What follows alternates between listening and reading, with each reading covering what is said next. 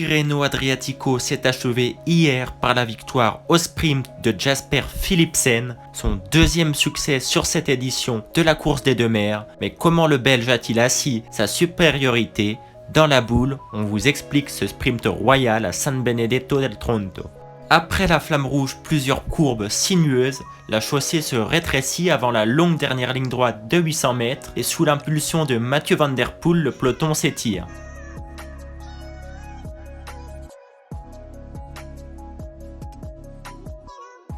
Les coureurs situés au-delà de la 25e position ne pourront plus remonter, ils ont déjà course perdue, parmi eux Sébastien Molano, Gleb Syriza, le poisson pilote attitré de Mark Cavendish encore plus loin dans la file, ou encore Peter Sagan.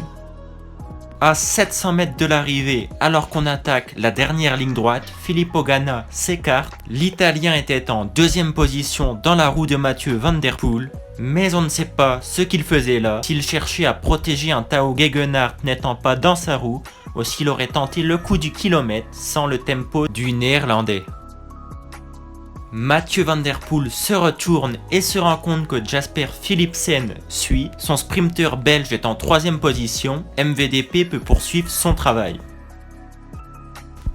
Jasper Philipsen se retourne à son tour pour voir qui a décidé de prendre sa roue et de qui il devra se méfier dans les derniers mètres. Le Belge s'attend sans doute à retrouver dans cette position Groenewegen ou Jacobsen et non Clément Russo.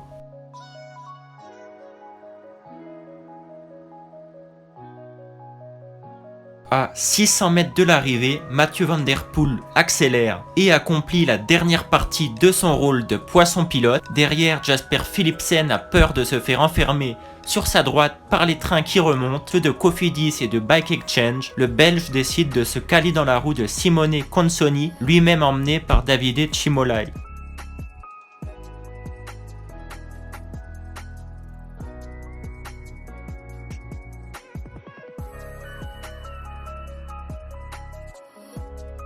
À 300 mètres de l'arrivée, Mathieu van der Poel a terminé son travail de lancement et s'écarte sur sa droite, comme l'ont fait avant lui Luca Mesgetch et Davide Cimolai. Entre temps, Jasper Philipsen s'est replacé dans la roue de Davide Ballerini.